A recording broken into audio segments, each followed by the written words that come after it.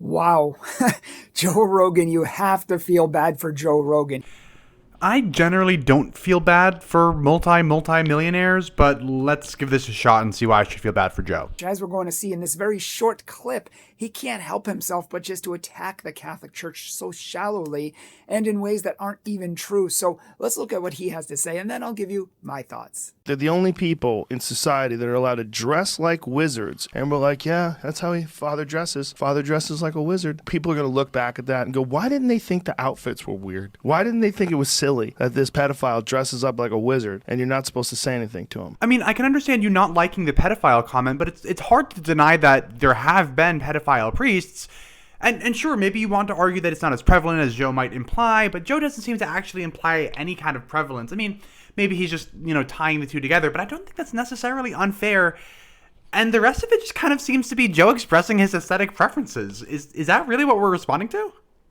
He doesn't even care about presenting truth. He doesn't care about engaging in intellectual arguments or having a rational conversation. He just has a big bias and wants to attack the Catholic Church shallowly and just influence people any way he can, which is really sad. And you need to pray for people like Joe. Well, Joe Rogan's a comedian, right? So it probably shouldn't be shocking that he's not the most intellectual person in the world. I think Joe admits that pretty regularly, doesn't he?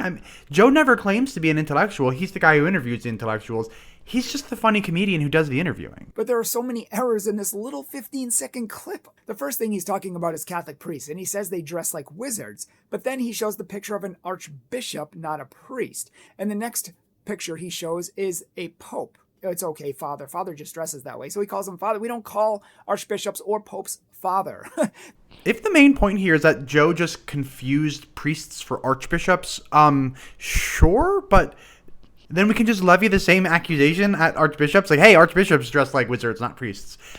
I don't think that this is the slam dunk that you might think it is. I'm not sure. And this isn't different than many other dignitaries in the world, or say the Queen of England, who dresses like this.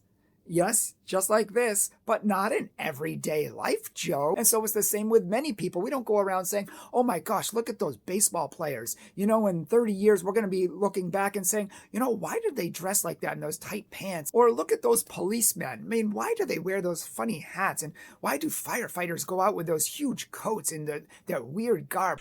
So what firefighters wear is entirely practical. What they're wearing is flame retardant clothes and stuff like that.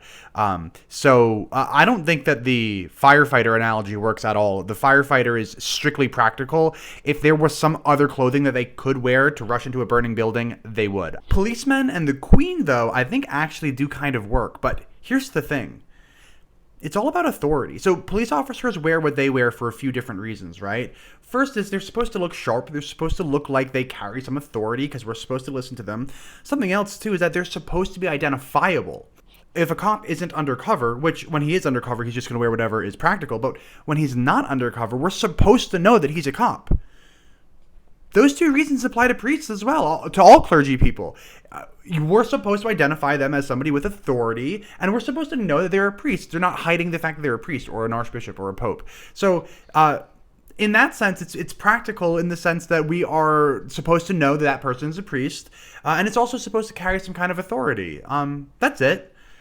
I don't think that Joe doesn't know this, though. I think that Joe knows that those two reasons are reasons why clergymen wear what they wear.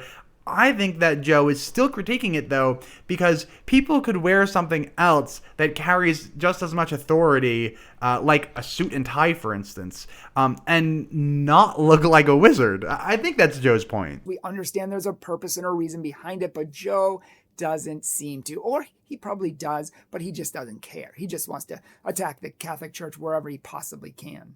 I just think that Joe thinks that the pomp and circumstance is unnecessary. I agree with him. And we'd love to have him on our show, though I doubt he would accept. We'd love to have him on this show to talk about Catholicism and to talk about different things about the Catholic Church and his prejudices and his biases and his bigotry and where it came from and why he thinks the way he does and that sort of thing. And he probably won't show, so just pray for him. I'm not Joe Rogan, but I'll respond to you. Hey, if you ever want to have a talk, I, like Joe, am an ex-Catholic, and I would be thrilled to talk. Your channel or mine. Let me know.